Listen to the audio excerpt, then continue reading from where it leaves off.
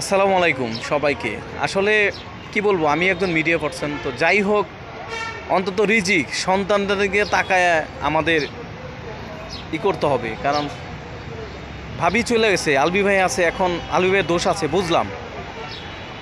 আসলে মনে করেন যে ভাবি চলে গেছে, এখন আলবি ভাইয়ের যদি ফাঁসি বা জেল হয় সারা জীবনের জন্য, একবার চিন্তা করছেন যে আমাদের যে ভাইস্তা যে রিজিক আলবি ভাইয়ের সন্তান, এর অবস্থা কী? মানুষ বিচারের জন্য রাস্তাঘাটে অনেক কাছে যাইতে পারে।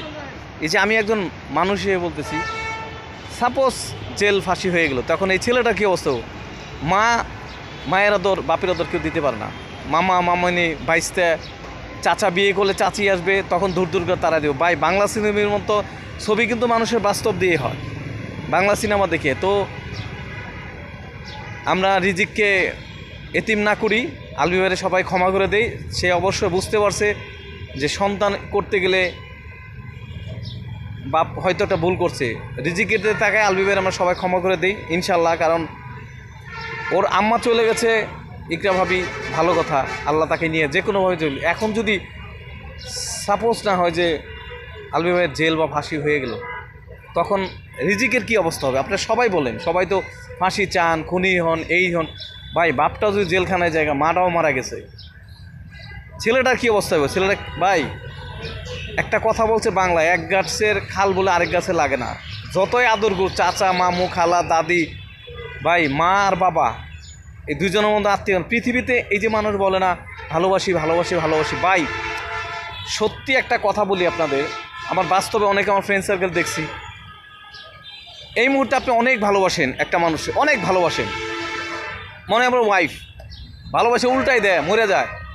আপনি বিশ্বাস দেবেন, আপনি একটু ট্রাই করেন আপনার ওয়াইফকে যে কোনো একটা ফোনের মাধ্যমে, যে আপনার হাজব্যান্ড তো অ্যাক্সিডেন্ট হয়ে বুকের অর্ধেক চলে গেছে, বাঁচবে না, দেখবেন শ্বশুরবাড়িতে লোক ফোন দিয়ে বলবে আরে আয় পর মরে গেছে, তোর অন্য জায়গায় বিয়া দিম। ভাই অনেক দেখছি।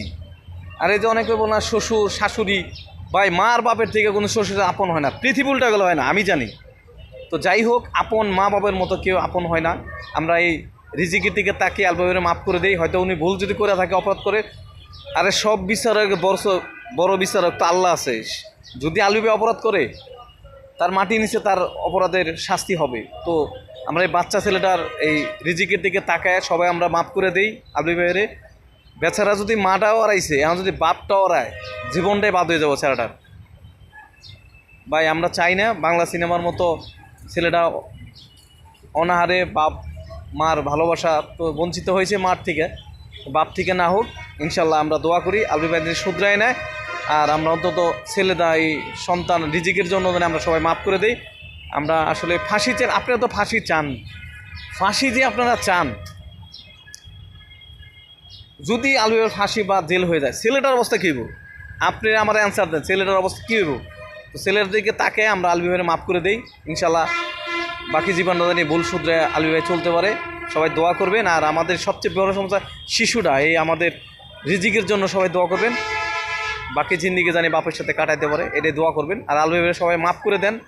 এই যে আমি একজন মানুষ হিসেবে বলতেছি, আপনারা একবার আমার জায়গায় দেখেন, ইনকেস আলবি ভাইয়ের ফাঁসি হয়ে গেল, জেল, রিজিকের কী অবস্থা হবে আপনারা একবার শুধু মাথায় পাবেন। তো যাই হোক, আলবি ভাই যদি কোনো ভুল করে থাকে, অপরাধ করে, আল্লাহ তার বিচার করবে। অন্তত মাটির উপরে, অন্তত শিশুটার দিকে তাকায় সবাই আমরা মাফ করে দিই, বুঝছেন? সবাই মাফ করে দেই ইনশাল্লাহ, মাফ করে দেই সবাই। আমরা সবাই দোয়া করবেন ভাবির জন্য, ভাবি যেন উপরে ভালো থাকে, আর বাকিটা জীবন জানে আলবি ভাই রিজিকের নিয়ে ভালো থাকতে পারে। সবাই দোয়া করবেন প্লিজ, দয়া করে কেউ ফাঁসি টাসি চায়েন না, আমরা চাই রিজিকের জীবনটা ভালো থাকে।